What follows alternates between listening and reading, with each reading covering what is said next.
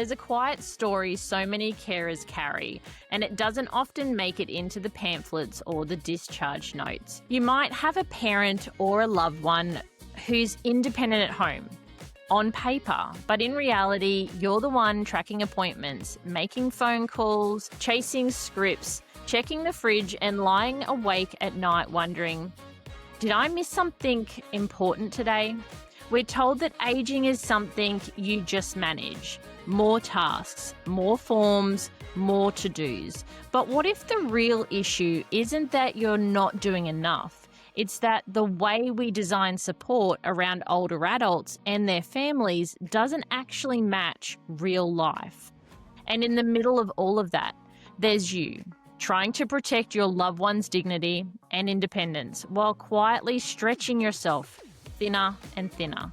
If you're listening in the car between appointments, or you've just come home from checking on mum or dad, and you're exhausted in that deep, bone-tied way, this conversation is for you. Today, we're exploring what independence at home can look like when the right supports are gently holding things in the background, so you don't have to carry it all alone. My guest is Mariam Parineh, founder of Viva Valet. Mariam's work is all about practical, human-first support that helps older adults stay at home with more confidence and helps families breathe a little easier.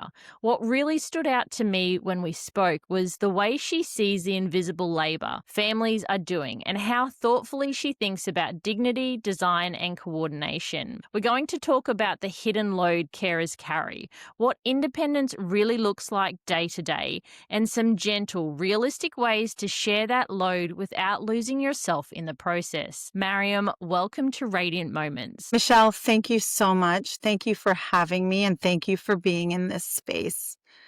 I look forward to discussing everything you mentioned. I've been in this space for the better part of 2 decades, living with my grandparent first, supporting another grandparent from afar, marrying a man 46 years older than me, who's today 94, and now having aging parents of my own. There was a need I was called to about 5 years ago of how I could support other people, other adult children and older adults live the life that they want, provide care, and be released of the guilt that they have by offering the maximum support and love and nurturing that they want to do without having to be a task person. So that's where we really built Viva Valet. And we do it with a framework I found in confidence aging. So Michelle, I hope we get to talk about confidence in older adults. I find through my work that this is the missing ingredient. There have been studies that show that confidence, more than physicality and physical age, is the leading indicator of living well and independence. The ability of somebody, their self-efficacy, their belief that they can do things and look after themselves is the highest measure of even happiness as they get older. So we can't talk about the conversation of caregivers and caring and independence at home and omit this really large component of confidence. 100% I agree with you so much, and we definitely will talk more about confidence for our loved ones. Can you share a moment or a season that really opened your eyes to how heavy this invisible load can be for families supporting an aging parent or a loved one at home? Yes, I will share with you a very distinct moment that I think many of the listeners might relate to. And it was a moment in 2009 where I flew to Pennsylvania. My grandmother had passed away, and it was the first time I got to travel from Malaysia with my husband to see my grandfather, who was now living alone and solo aging, really independent, electrical engineer, sometime retired. He was in his early 80s. And I took one step into a home I remembered visiting as a child, and I was immediately shocked. The house was just full of stuff, floor to ceiling, like a hoarder, like it just exploded. There was uncleanliness. I would go into the kitchen. There was half a meal, a fourth of a Marie Callender's pie. And my grandfather, highly independent, highly intelligent, and was living just fine. But to me coming in, I felt an extraordinary amount of guilt. Why didn't I live closer? Wow, if I was closer, I could help tidy for him. I could keep him company. I could send him a cleaner. I could do the laundry. I could at least send it out. And I didn't. I lived continents away, Michelle. I left there feeling a little deflated in myself. By nature, I'm a caregiver. You can talk about love language. It lands here. I'm sure it's the same for you. And Yeah. like most of the listeners. And at the time I was living with my husband's 46 years older than me. So he was a very similar age to my grandfather, maybe a few years younger. And my stepfather and his brother lived also not in Pennsylvania. And they were boys, which is a little different than girls. And the way they were looking after their father, and this is without judgment, is they would send an email and he would have to reply to it once a week. And that's just how everybody knew everybody was okay. And it was Grandpa Hal that sent an email that said, I'm alive and okay. And it would just be received. I walked away that day. I came back to Malaysia and I thought, what if I could get him an iPad? What if I could just send him meals a couple times a week? He didn't need a lot. He could still cook and he could shop. I didn't want to take that away, but I knew he wanted to live in that house. And that was the difference. I knew that that man wanted to die in that home. He was not leaving headfirst, period. So I thought, yes, I want to keep him alive and safe and visit, but I want him living how he wants to live. So how do I do that without being intrusive? And that was the start of it. So that was kind of the first instance where really you were looking at Viva Valet as an idea, or as a conception. Yes. I thought, how could I bundle services that would be easy to access for him through a concierge? Trusted services that I could vet, not a marketplace where he had to make a bunch of choices, because the issue wasn't finance for him. He was careful, okay? But he did plan for his longevity and his retirement. So how do we get him services so he could just be more comfortable? But I knew intuitively and through living with my grandmother that the way wasn't to come in and clear out his house the way I thought he should live. And the way wasn't to come and scrap the bathroom the way I thought would be safe. It was, how do I support him in his home with his belongings, living the way he wants to live so he could live there as long as possible on his own terms, staying social, staying active, participating in purpose, which he was already doing. So it was really bundling together these services and then making them really easy to access as one point, building a human relationship that could come in when you just didn't want to do something, to make sure that if you did have a surgery, Grandpa, or you did have a fall, you could get back to normal as quickly as possible. That one setback didn't have to displace the entire way you lived. Didn't end them into a nursing home or in hospital. Correct. And not coming home. I mean, that's dignity. That's building the space for them to remain independent, to remain confident, to remain in control of their world, because there are so many instances where control is lost when health or decline starts to take hold. And it's definitely a movement that I am witnessing of trying to stay at home, that there is a longer period of life when you're in the comfort of your own space, where you can be yourself without fear, because you hear so many stories of there being this disconnect when nursing homes become the reality between comfort, between how often you get to interact with people as well. Because I think part of it is that knowing that someone is at home, you're more proactive because they're on their own in checking in making sure that you're going that little extra mile. Whereas when somebody is in care and they have a nurse, they have staff always with them, it kind of doesn't become the same level of priority. That's such a good point, right? We make a lot of assumptions about how occupied, how entertained, and how cared for they are in a facility, when really we have no idea. We really have no idea. But because we're not in space. We're not in that space. And to speak to your point, I think from a confidence aging perspective, why for those who want to stay at home, it's so important to try to help facilitate is because there's a few confidences that are strongest there. One of them being identity confidence. They've identified with this home. They've built memories. As they walk around the house, as you get older, your ability to emote and experience different emotions is limited because your interactions are limited. You're no longer going on a massive cruise all the time or having these new experiences. You relive experiences you've had. When you come and you whitewash and export somebody out of that environment, you've also just kind of wiped that slate clean also. Their identity takes a hit. They're what we call identity confidence. Their spatial confidence is out the window. I had a grandmother. I lived with a grandmother from the time she was 82. And I will tell you, she knew how to take care of herself. She would stretch in her bed in the morning. She was a physical education teacher when she was younger. And she knew what she ate first thing in the morning. She would have a very, very rigid routine because that helped her behavioral confidence. She would do the same walking around the house. And even like 10 years later, her portions got smaller, but she knew what she would eat for digestion and it never changed. And she lost her sight at one point and she could still live at home because she would walk the same rounds and she would just rub her hand along the walls and you could see like the ring of dirt visit. I mean, like I would really pay attention to these things and they stuck with me. And I realized when I look back, she would do prayers in the afternoon. She would work her brain. She would just really, she didn't know she was doing these things, but she lived till 94, right? Healthy brain. But she was able to live in that environment and her spatial confidence was peak, even at 94. Now imagine taking her and trying to put her in any other environment. You would break all of that spatial confidence. It would fall and you try to build it back up.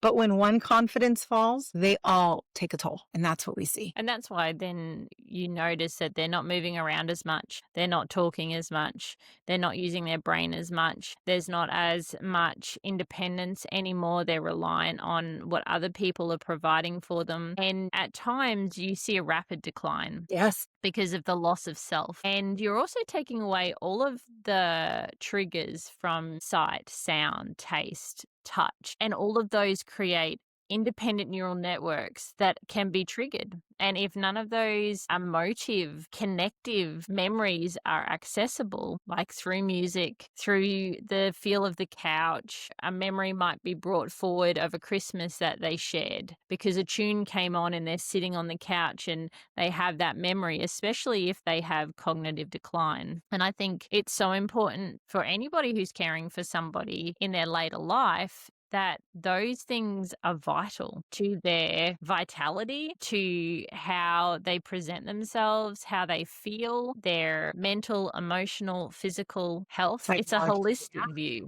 It is a holistic view. That's spot on. I can imagine a lot of people listening today picturing their own family in this story and the stories that you're sharing. And I really appreciate how you're naming not just the logistics, but the emotional weight that sits underneath all of it. Not only for the loved one that you're caring for, but as somebody who is witnessing it from the outside, who, like you were talking about before, where you walk in and you'd be like, I would do this and I would change that and I would come and move those things around. And it's that moment of pause that as loved ones and carers we need to take so that we can step outside of our own needs and wants to find the respect and the appreciation for the life that they have created. And I'd love to stay with that invisible piece for a moment because so many carers write to me saying, on paper, everything looks fine, but no one sees what actually is happening behind the scenes because, especially here in Australia, we don't have any in-home, like doctors that come in, our GPs, most of our elderly, we have to take them to a GP or the specialist. They don't have that real small community hometown where the doctor comes to you and they see you in your home environment. So I'd love to give some language to that so our listeners feel less alone in that space. When you think about families supporting an older adult at home, what does the invisible part of their work actually look like from your experience? This list is long, Michelle, but I want to talk about some of the things that I don't even think our carers realize they're carrying that's probably the heaviest undertow, and that is the doubt that they're doing it right. Am I doing it right? We always talk about the tasks of like, I've got to coordinate it. They had a fall. Do I take them in? Do I not take them in? You're feeling this weight of someone's life in your hands and the choices of their life in your hands. But that self-doubt, and you know what it reminds me of? And I mean, this is in the perspective of the carer, not the older adult. I would never compare an older adult to a child. But you know the feeling when you first give birth and you've read all the books and you still don't know if you're making the right choice, even though everybody's been talking about this baby and their baby and the baby before the baby, and still you're holding this child in your arms and you're like, am I making the right choice? It's that weight. It's not the actual choice you make. I mean, those are important, but that's what I consider the most invisible weight, is I'm making this on my own. And I see families, often siblings, they kind of squabble. And what they're really squabbling about is, yes, the physical load and the time, but are we doing this right? When something goes wrong, who's going to blame who? Is there a blamer among us that's just waiting to point the finger at somebody else? To me, I feel like this is the heaviest burden of the person who raised their hand or didn't and stepped into that seat. Because what you don't realize the first time you take on care is this the moment I chose to take it on forever? You don't realize you're making that choice with the first doctor's visit, becomes the second doctor's visit, becomes all the doctor's visits, becomes, could you Google this for me? Could you call customer service? Like that availability. And it's not because the older adult rely on you, but it's because they have that trust and that confidence in you. And it's important to, I think, share that really early. I'm going to give you an example of how I managed to use this knowledge, and it came at the right time. I have my stepfather, and 2 years ago, he was diagnosed with prostate cancer. And him and my mother are divorced, and that relationship is however it is. I mean, they still care about each other and love each other. And I have 2 sisters. And so when he told me, and he told me first, obviously 30 years ago, me would have been like, you need to change your diet, Gary, you eat terribly, you do this, you do that, we're going to do this, we're going to fix it, all of this. Today, me took a deep breath and said, how do you feel about this? What do you want to do about this? How can I support you in this? And I felt different with that. Not only did I feel lighter, I did not feel that it was my responsibility to save his life or to plan his recovery or treatment. My responsibility was to support his care plan for himself, and to be able to not only say that out the gate, but to quickly call, with his permission, my sisters and my mother and said, Gary told me this, and this is what I told him we're all going to do. Yeah. I asked him what his care plan was, how he felt and what he intended to do. And how can I support you? And this is the support he's looking for from all of us. So this is what we're going to do, and this is what we're not going to do. And I felt great being able to be that soundboard for my mother and my 2 sisters. And I'll tell you what happened. They all of a sudden had a knowing of, okay, this is the right thing that we're going to do. And we didn't have any type of conflict there. That's because I had the foresight to jump in with that confidence and remove that doubt people feel that, like, our responsibility, my personal responsibility is to save my dad's life. And I think a lot of carers who are looking after their parents or a loved one who is on a journey that potentially is terminal, it's hard to face that as a carer. It's hard to realize that this is going to hold grief. This will have a side of trauma to it as well. And it's hard when you have your own understanding of what you would do. But the other part of it is that they're at a different point in their life. They have lived a life. They have thrived. They have fought. They have experiences that where we are in our lives, we still have much more to go for. And I think when you're talking about stopping and going, okay, how can I support you? What is it that you want in this moment? If you want us to go like hard and you want to do everything to be still here for as long as possible, but then at the same time, if you just want to have space to live the rest of your life as best you can. And for any carer, any loved one, daughter, wife, that's hard. It's very hard. I would say it's the hardest to say, I'm choosing to be a carer and a supporter in this moment. So I have to put my needs and desires as the daughter, like what I'm feeling is unfinished business with my mother or my father, and I'm not ready to let them go. You've got to put that aside, put your needs aside, and really honor with dignity so they can feel heard and empowered and not fighting. And Michelle, I'm going to tell you a story. Before we started Viva Valet, we embarked on some pretty heavy, expensive research. We did ethnography. We put cameras in the homes of about 20 older adults. Some were coupled, some were different across the United States, different socioeconomic backgrounds. We didn't tell them what we were doing. We told them we were in this space and we were passionate about helping them continue to live independently. So we did video diaries over 3 months. And one of the most powerful moments for me in watching these video diaries was this woman. She was diabetic. And we were watching video logs of her eating what she wants and complaining that her kids were, get on her case about what she's eating. And she was a minority and she was a breast cancer survivor. And there was one episode where she's sitting on the sofa and the phone rings and she gets up to answer the phone. She's very quiet. She puts the phone down. She goes to the refrigerator and she gets a 2-liter of Pepsi. Not Diet Pepsi, Pepsi. Okay. She takes this huge swig. She comes all the way back over to the sofa and she sits down and she looks right at the camera and she said, my cancer is back. And this time I'm not going to tell my daughters. I lost it. And she said, and it's not because I don't think they love me. They love me so much, but they think that if I don't do what they want me to do, then that means I don't love them. And that's not true. I just want to be able to live my life. And that influenced how I approached my stepfather. That was the moment that shifted everything inside of me. And I realized, whoa, we don't even know. We don't even know what we don't know. It's like being 13 and thinking you know what 30 feels like. It's super old. And then you get to 30 and you're like, what? Young, what are you talking about? Yeah, now I'm 48 and I'm like, what are people talking about? Well, I can only imagine somebody at 80 probably feels pretty similar. A lot of resolve. If they've lived, they have the texture of their life. They have that fabric. No, they know how they feel in their body. They know what their wants and desires are. They know where they will and won't compromise. They know they love their children, but their children they probably see like 1% of the time because that's how life is. So they want to enjoy what they have. We don't have visibility on that. And I think that's the hardest thing, is that we're trying to care from a place of not knowing, where when you're a parent and you're parenting a kid, you've been there. You're like, you did not invent shoving everything in the closet, okay? You did not invent this gig. I've been there, but it's totally different in the other direction. We actually don't know. And I'm blessed to have been at the side of my husband for the last 20 years because I've been watching it like a hawk, going, this is what it feels like. This is what's important. This guy will kick his legs up so fast in a recliner like a 6-year-old boy. And I'm like, okay, we're not old, doesn't.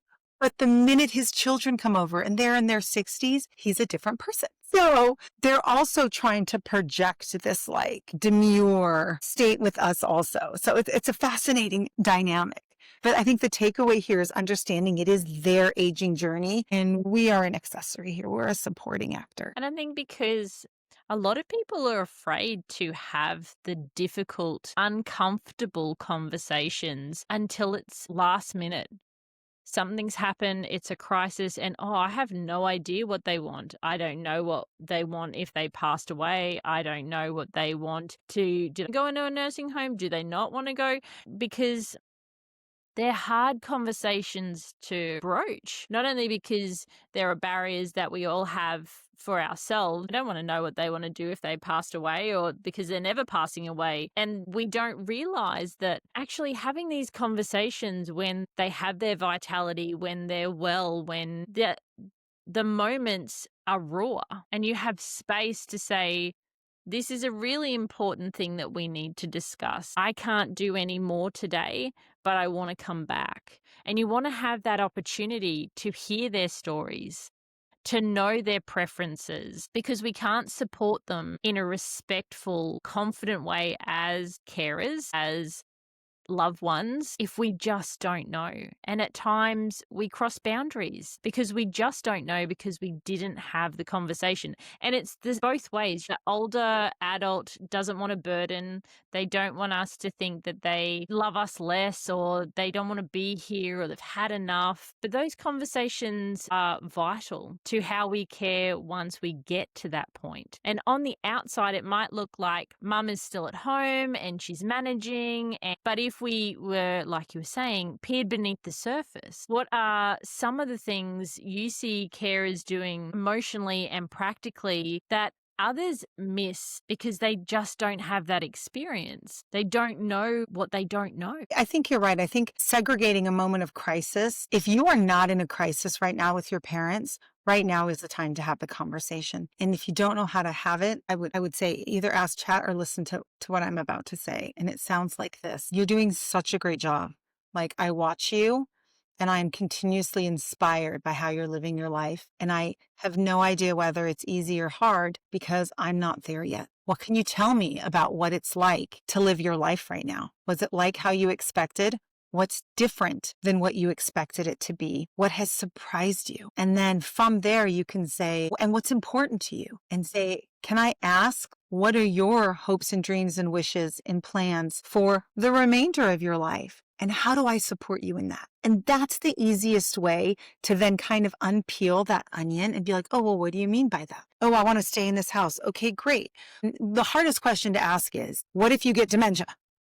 Okay, that's the one that's everyone's tiptoeing around, is what if you lose the capacity to make decisions for yourself? And I had this conversation with my mom because I opened Viva Valet and I had to. And I wanted to have the tough conversation. And she told me, she said, no, I want to be independent and I want to make my own choices. She says, until I can't, and I don't want to be a burden. So I have long-term care. I said, but how do we know when that is? It's all fun and games until your version and my version are two different things. So do we do a yearly check-in? Because what if I'm noticing things and you're like, in your frame of reference, not? Is it when you can't, or you're missing bills, if you can't remember making payments, if you've had a proper diagnosis? Like, what is that line where you're like, Mariam, please just go and do this? Because I know for her, her dignity is important.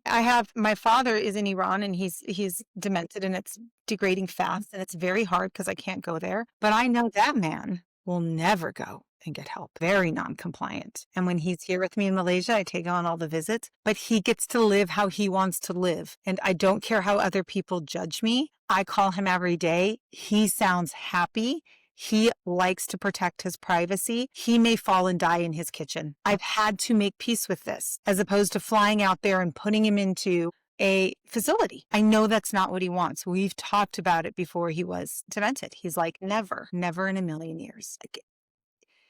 I don't know if anybody can imagine how hard that is to know that that's a possible reality and be so far away and not to be able to do a single thing about it, except for call him, make him laugh, have him rely on that phone call and know that that's what he wants for his life. And being able to honor it Yeah. from afar, being able to find peace in yourself and balance and checks from your guilt, your fear, your concern. How do I do this? How do I not do this? And actually just learn to settle in their wants, in what they need, because they have lived this generous life where they have made decision after decision for the things that impact their life. And it's scary to think even now when we are aging, how scary that would be to have all of that removed. That's exactly why we built Viva Valet, my co-founder and I. We were like, we need something. We need something in place because we're heading in this direction. We're all getting older every day. We're all getting older. But I'm going to say something that might rub a little rough, but I would say this for anybody who's really thinking about their parent aging and, they're grateful that nothing's happened yet and their parents are still around. I would say if you're wondering when this caregiving thing is going to come and hit you in the back of the head, stop wondering and go spend time with them now. Spend the time now instead of the caregiving time, because this is the time they're going to value when they're in a home or in their home with the caregiver. Every parent just wants the time, not every parent, but most parents want the time with you. And the reason you don't know is because we're so busy with our own lives, which is understandable. The game changed on us. Our generation, Generation X, your generation, people are living longer. This was not the play 30 years ago. No, it was not. You would retire. You would enjoy said retirement for 10 or 15 years. And then some disease would hit. Now, it doesn't matter what disease you get, we're going to prolong that for another 10 or 15, 20 years. So the game has changed. The resource available for that game has changed. We've all moved and migrated and spread out. And now everyone's living longer. And we're all just going, wait. Whose job is this? How do we do this? And this is where that compassion to understand somebody who's also aged and thought they were still not going to be around when they're diagnosed with something. Some people are ready. Yeah. Some people are not. The ones that want to fight, help them fight like hell, right? That's correct. And there was a story here in Australia because there are certain circumstances where the suffering of someone who is a lot younger have the opportunity to be assisted in their end of life journey. And that is only a new thing, but it's also coming to terms with that nobody has experienced their journey, and the judgmental attacks and people's opinions become so heavily weighed when they didn't live the pain. They didn't live the months, years of trauma, surgeries, interaction with hospitals, in and out, back and forth. Their quality of life is not considered because a lot of the time the outsider puts on their own perspective, their views, their wants, Their fear. and their values, that they can't see past that. And I think as our loved ones transition into being older, into entering that space where they are slowing down, they're retiring, they're taking moments of joy from the break of not working. But there are sudden, unexpected things that come our way. And I think you're really putting words to something that many caregivers live every day without language, without a way of describing what that means, the value. So just hearing you say that, I can feel a little exhale from our listeners who might be feeling seen suddenly when they're in this caregiving space, and realizing that it's not too late to have these conversations. It's not. And you've used this beautiful idea of confidence in aging that we've been discussing and living at home. And I'd love to unpack that, because for many carers, independence can feel like a very loaded word. Let's explore what it actually looks like in everyday life. So, in simple everyday words, what does it mean for an older adult to feel confident at home? Okay, thank you. And I'm going to walk you through what I consider 9 pillars of confidence. And then I'm going to explain just a little bit about where that shows up and why. Then I'm going to go back to our last conversation and talk about the one confidence that seems to grow more in older adults than it does in younger adults. And this is where I see a lot of these conversational gaps. So the primary confidence is psychological confidence. This is the idea of self-efficacy. The older person's belief that they can do something, that they can take care of themselves. So if you think of that as like the primary one, right? And then I'm going to talk about 8 more that circle around this, but imagine they're all connected together like a web. So when one starts to like falter, it will drag the other ones down. But as one starts to rise, they will all recover as well. So they're very interrelated. The second one is behavioral confidence. This has a lot to do with habits and routines. So when you think about somebody who they know what they're doing on a Monday and they know what they're doing on a Tuesday and they know what their morning looks like, people that you see that live very well and independently, much older, have a routine and they swear by that routine. When something, let's say they sprain their ankle and they can't go to pickleball, you want to, as a carer, you want to make sure, or you just as a child, let's get them back to that as quick as possible. Because as you start to lose pieces of your routine, other things unravel too. Okay? Behavioral confidence, taking your medication, your meals, what you have for the meals, church every Sunday or every other month. What are those things that are marking your week? I'll stop here really quickly and tell you a story also from ethnography. There was a woman and her children came to surprise her, and they bought her a ticket for 3 months to go to one of the children's homes and stay there with the grandchildren, and they thought they did this lovely thing. She immediately ran into the closet where the video was, and she's like, I'm supposed to go out there and be super happy that everybody flew in, but how do they not know that like on Tuesdays I do this, on Wednesdays I do this, Thursdays I do this? Like I can't just drop my whole life and go, because the children thought mom's not doing anything because she's not working. She's not doing anything. She's just sitting in her house lonely. We're just going to like surprise her. She's devastated, but she had to pretend to be happy. These are I'm good. that we don't think about is that actually older people do have a routine. So just be very careful that you're aware of it. Ask them about it, honor it, remember it, call them and be like, did you go here? These are ways that we either protect or preserve or build new confidences. Environmental confidence is another one. So environmental and spatial go hand in hand, but environmental confidence is really like the grab bars. How safe physically is that environment for the physicality that they are in that moment. So Yes. are all the sofas low even though they have bad knees? Are the rugs too high even though they're like shuffling? Are all the heavy things in their kitchen laid out where it's really dangerous, so therefore they leave everything on the counter? That's environmental confidence, where spatial confidence is more spatial memory. So can you navigate? Older people tend to go to the same coffee shop because they're very confident. They know where the door was and where you enter and how to get out. You try to change one of these things and they might like withdraw for a second. So you have to be very mindful about how you do that.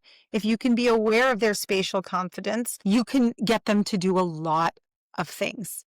And it's very silent. For my husband, he's 94. We travel all the time, but I make sure when we travel, his side of the bed orientation of the bedroom is exactly the same. That's what I'm doing on the phone with the hotel. Is there a bedside table? I need this. Is it near the bathroom? Is the bathroom door on the right-hand side, left? What's happening? So his spatial confidence is high. So if he wakes up in the middle of the night, he knows where stuff is. That's super, super important. So if you invite a loved one to your house, pay attention to which room and how you put them to mimic as best you can how they're used to in their day. Emotional confidence is another one. That's really where we talk about socialization. It's a person's ability and their confidence interacting on the fly with people. COVID really took a hit. Older people took a hit during COVID, and it was emotional confidence. Their confidence in like, do they understand the person correctly? Are they willing to answer? You'll see a lot of older people kind of stay quiet. It's not because they're hard in hearing. They'll rather pretend to be hard in hearing than risk saying the wrong thing, because the impact of saying the wrong thing for them is severe. If you and I say something incorrect, people are like, they'll correct us. When someone's older, not only will they not correct you, you think they assume you're old, and therefore your cognition has taken a hit. So the price they're paying is higher. So they're a lot more careful. So we train our service partners, everybody at Viva Valet, to be extremely aware of how an older adult like talks, really mirror them, listen. It's language like, not do you understand, but was I clear? It's taking that burden off of them and allowing them to be confident, remembering how they enjoy communicating. And that's why having these relationships and long relationships is really important. And when they lose a long-term friend, that emotional confidence takes a hit too. Spiritual confidence. This is a sense of a higher purpose, a knowing of their own life, why they're here. A lot of volunteer work happens here as well, doing good. It's different for every person. But this is the confidence that I say actually grows with most older adults as they do a lot more reflection. And this is the gap that's missing with us that's still bumbling about our lives. They have a resolve. They have a stronger spiritual confidence because of the years that they have lived and earned that we have not earned yet. So how dare we try to assume what it feels like in their shoes, in their experience. Physical confidence is pretty straightforward. It's your mobility. It's how your limbs work and your legs and how you feel confident moving your body. Identity confidence. This is how you see yourself, how you think other people see you and identify with you. This takes the biggest hit at retirement, usually for people, or a loss of a loved one, because now who are you without that person? Yes. Yeah. Having to rediscover yourself. How do you redefine yourself? Yeah. And so I always encourage people that are leaning into retirement, enjoy it, but also start to figure out who you are. Start to really put those things out there. Remind your parents who they are. Ask them the questions, like they're an electrical engineer. Ask them your electrical questions. Let them participate. Let them add value. If that was their profession, if that was their passion, if they were an artist, take them to a gallery. Take them where their identity will flourish and their confidence in that space will stay really high. And the last one, which is newer, is digital confidence, Michelle, because you can't navigate a world today without some level of digital confidence. The world has become so unfair to the current aging population. They have made access to every available brilliant tool digital. You want to go pay for parking? Good luck. Good luck. Good luck. I mean, you've been driving longer than any of us, but now you can't park. That's correct. And it's the same with going and paying for something. No, sorry, we no longer accept cash. I'm sorry, what? COVID really made that a big issue. Digital awareness, digital confidence, the Yeah. amount of times that you get a phone call like, where do we do the mouse again? How do we get the mouse to do the thing? How do we send the email? I have to reply to someone. And there is a limited access to education for Correct. them if they don't know how to use YouTube. Just one of the most utilized tasks at Viva Valet for our primary concierges is help with this. Just call all day. Just call us. We'll walk you through it. And we do it, again, with training and confidence aging. So, again, not your fault that this all happened. We all have OTP problems, authentication problems. We offer authentication service, so we can be that trusted party. So if your passwords go out, just call your dedicated concierge and they'll figure it out. And one-on-one tech tutorials in the home for seniors are one of our most requested services. Isn't that wild? Because the amount it liberates them. There is nothing like watching a 90-year-old open up Spotify and listen to a song from their high school. Nothing like the joy you could see. To know that, like, what? This just came out of my computer or my phone. It's pure magic, Michelle. It's the joy. So when we talk about what a carer can kind of pay attention to in the house, it starts with awareness, watching how their parent moves, and it's these real small wins. Also, don't underestimate what it's like to notice what they're doing incredibly well. We tend to focus on what's changing instead of, like, you've been driving for this long. That's amazing. That's great that you can still do this. I don't like the word still, but like, that's amazing. I tell my mom every time my mother does something that inspires me, and it's often because this woman is constantly like learning how to make sauerkraut, kimchi, whatever it is. And she's gone through a stroke, but she feels open and not judged enough to be like, I don't know what I'm doing here. I want to get, and I was like, well, what's your goal? What do you want to get back to? She says, I'd like to be able to do this, but breathing's hard. And it's like, that's all right. We'll get back there. She does the things. If you're going into your parents' home and you want them, your goal is the same as theirs, to live independently. Go in as an observer, not a fixer. Go in as a partner in partnership, not as the doer, not as the relief, but a partner. They're not probably asking you to fix anything. But we are afraid, like, what's going to happen if you fall? It's going to land on my head. It's going to this. It's going to that. But that fear that we're operating from, Michelle, is very detrimental. We are the single largest contributors to erosion of confidence in our parents' aging and independence, the single greatest, and we do not do it on purpose. But we are the ones that are like, oh, you shouldn't do this anymore. Oh, you can't do this anymore. Let me do this. This isn't safe. That's not safe. And I get it. It's hard. I watch my husband. He's Asian. He wears these pajamas that are like a sarong. Do you know what I mean? Like, it's like a skirt. Okay. Yeah. Yeah. And he had shingles in 2017. So one of his legs is very wonky and wobbly. And this was me for years. Like, can you please wear pajama pants? You're just going to trip over this thing. It's just going to unroll, fall to the ground, and you're just going to fall. Okay, after starting Viva Valet and actually doing training modules for adult children, I caught myself and I was like, you know what? And this is what he would always tell me. I've been wearing this for 90 years. And you know what I finally said? You're right. You're right. We both know. Because he's not oblivious to the idea that he's making this choice and he could fall. What he's telling me is I would rather wear this than fall than wear the stupid pajama pants that you're trying to get me to wear. I'm comfortable in this. Yeah. Michelle, when I tell you he's never fallen once,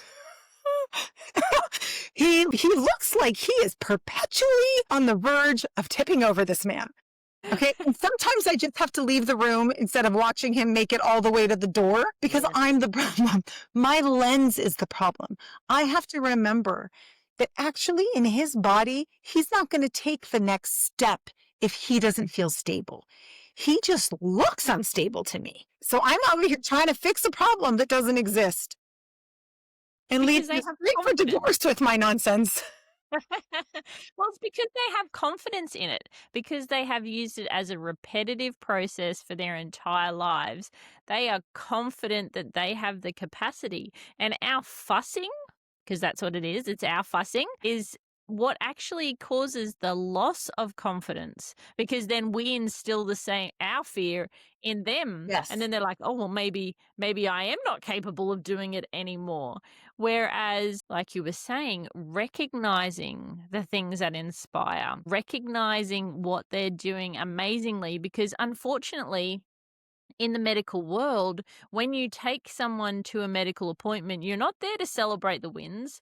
You're not there to promote what they're doing well. You're there for 10 minutes and you have to get through every single issue that you need addressed in that space. And not only is that draining for us as carers to only have that limited time and not be able to celebrate them, but our loved ones have to hear it. Yes. Our loved ones have to say it too. And it definitely does take a toll, especially if you're having to go back and back and back. And so that piece of information about celebrating the things that they have accomplished, the things that they still are proficient and professional and passionate about, those are the things that we see as celebratory moments. And it might be something small that they do every single day, but it's those celebrations of the small wins that they have, especially if they're going through a cancer diagnosis, if they've lost a limb, if they've had a stroke, or they've had open heart surgery and they can't do all of the things that they used to do. It's recognizing and acknowledging those wins that help, as you were saying, if something lowers, helps all of it rise, because that builds their confidence. Yeah. It gives them a shine. Yes. It lets them be Mm. recognized. And you're absolutely right. People who continuously fall at home, without question, you're going to hear this. I've been telling him that they're going to fall, they're going to fall, they keep falling. Well, that takes a toll. My husband has a lot of aches and pains. He's 94. Aging hurts. People don't talk about this enough, but aging hurts. Okay. It's not an easy road. But every time, he's like, oh, my knees and this. And I sit with him. I was like, that's really hard. I'm sorry. I don't know what that feels like. It must be really frustrating.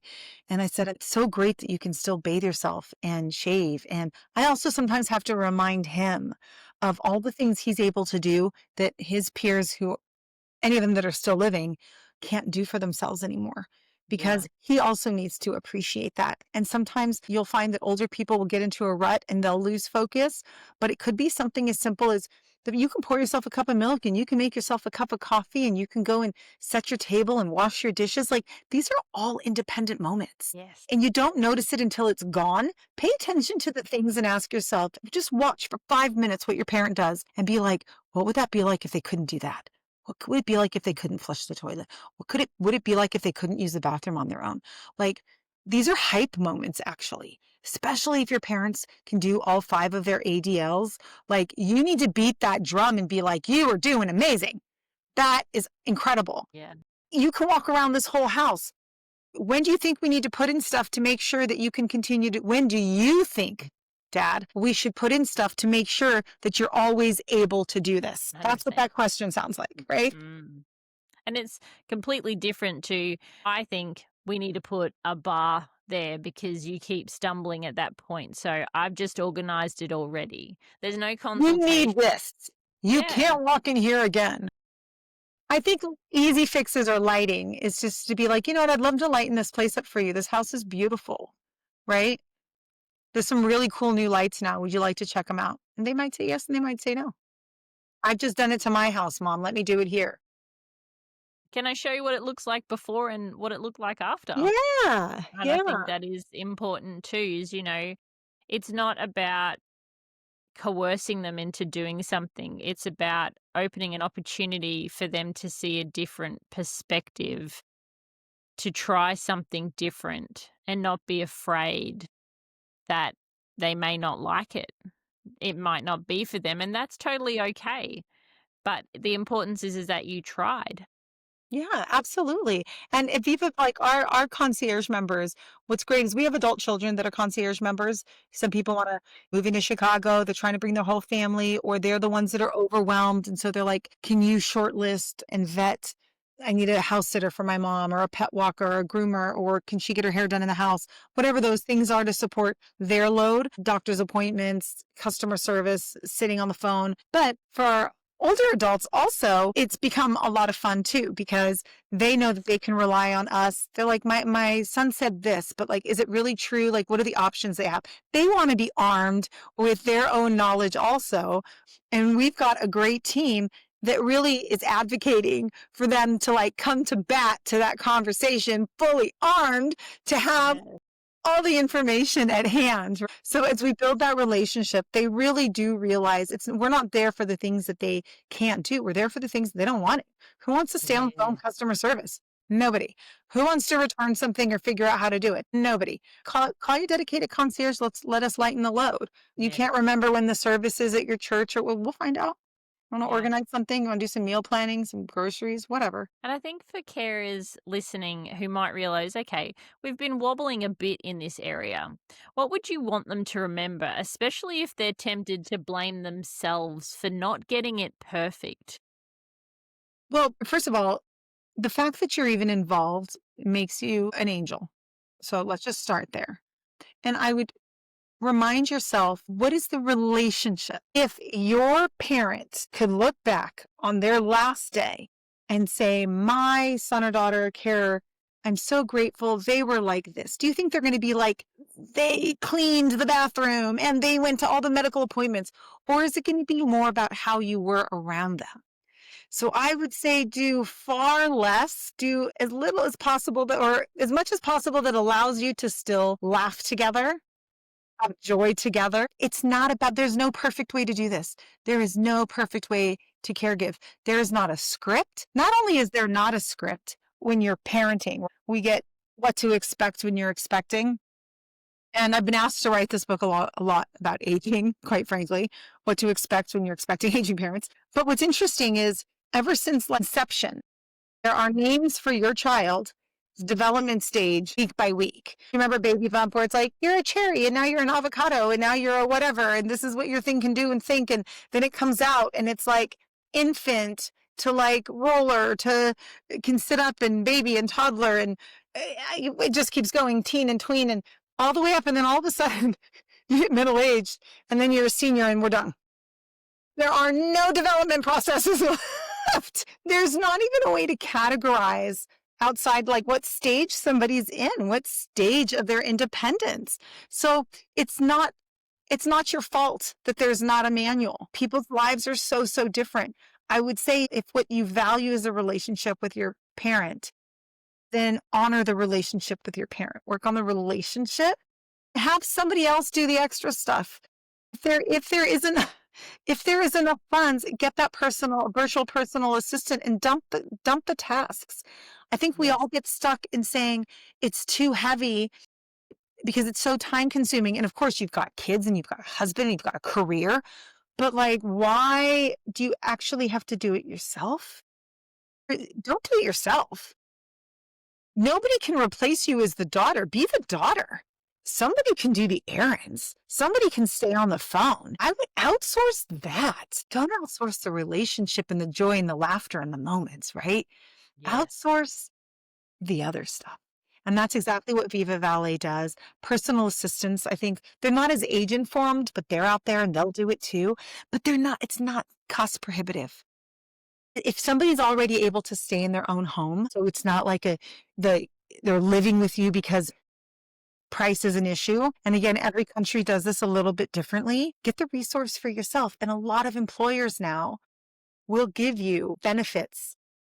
Or an employer to say, hey, can I have a few $100s a month to get a personal assistant to support me caregiving my parent because I'm taking time off of work and it's occupying my brain and I just need peace of mind to have some vetting. So even if you may not need care into that capacity. You might just need groceries, or you might just need a trusted cleaner, or you might just need a list of potential birthday gifts for your grandkid. So even now, if you wanted to find a cleaner, you go online and it's Google reviews and am I getting the right one? And again, for an older person to make the wrong decision has different consequences than for a younger person, right? Well, That's exactly right. And I think carers often tell me that they don't know how to ask siblings or other family members for help without feeling guilty or starting a conflict. And I think, as we're talking about, it's a completely different way of looking at care. Yeah. It's a different way of respecting both yourself and the person that you're caring and supporting. And for someone who hears all of the options and just feels so overwhelmed, what kind of realistic first steps, even if they don't sign up for anything right now, would you gently recommend? So I think it depends on the situation that their parent is in. I mean, I guess I would ask the question first, how did you come to the forefront of care? For example, your parent is being discharged out of a hospital and they're in a rehab center. There's usually a discharge packet. And it would be at that moment that if there are siblings, it's a divide and conquer. It's the goal setting that I would start with to say, what is my actual goal here? What am I trying to achieve? Perfection should not be the answer. And it should start with the goals of your parent, but also an assessment of your own bandwidth. Assess Yes. your own bandwidth. You cannot. This life is yours. And I'm going to give everybody permission to remember this life is your life. It's not even your children's life. They have their own. Your parents have had their own. So you have to still put your life and your joy and your commitments and your passion for yourself first and primary and protect it. Okay. And then decide how you're going to divide and only offer the things that you're capable of in that window and say, hey, mom, like you're going to be discharged back home. I can't come there, but here's what I can arrange for you. Do you want me to arrange this? I think that's really important. Don't just get her in the car and go home. And on day one, I want you to look at it like this. What if you're committing to doing on day one what you're doing forever? Because I will tell you, that for an older person who maybe you haven't been there, all of a sudden to get a lot of attention, some olders I've seen don't pull back. Yes. Okay. And then you're like, how did I get here? And this could happen to you. And this could also happen to like your husband with your mother-in-law or your father-in-law. So communication and constant assessment is really, really important. Asking things like, how long does this recovery take? Ask those questions from the care providers, right? What is it that they're actually going to need? But the Yes. more understanding you have about how your parent is living today, I would go in and say, where's the number to the cleaner? Everybody that you're using to turn your life today, and just put those in one place. That's Yes. going to help the most to let more people into this care circle. People are more willing to help than you think. But the question can't be calling your sibling and saying, it always starts like this. I've been doing everything and I'm overwhelmed and why aren't you helping? It should Yes. sound like this. Could you please go pick up mom next Tuesday or arrange for somebody to pick her up? Delegate Yes. the task. Mm-hmm. That is so much easier to understand from a sibling who's been doing nothing than the Yes. unload. Like if you're coming at them with like guilt and overwhelm, they're going to get defensive and push right back. And then you're going to end up there. We've covered a lot of ground, from the invisible work families are doing to what independence can look like day to day, to those really tender transitions between hospitals and home. And before we close, I'd love to bring this right back to the heart. If you were sitting across from one exhausted carer right now who is supporting an aging parent at home, what would you most want them to hear from this conversation? I would sit across that just exhausted, out of energy, lovely human. And I would say, you don't have to fix everything. You don't have to do everything. You can focus on small wins and small confidences. You don't have to tackle all the big problems all at once. They will keep coming. So I would say focus on small confidence wins. You're going to feel better. You're going to be less tired. They're going to feel better.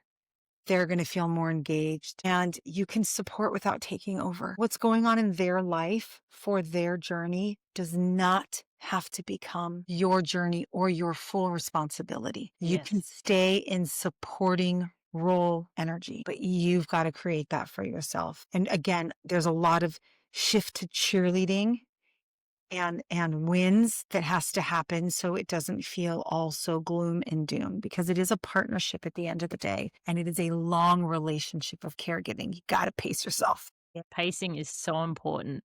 So, thank you, Miriam. I so appreciate the way you hold carers and older adults with both practicality and so much compassion.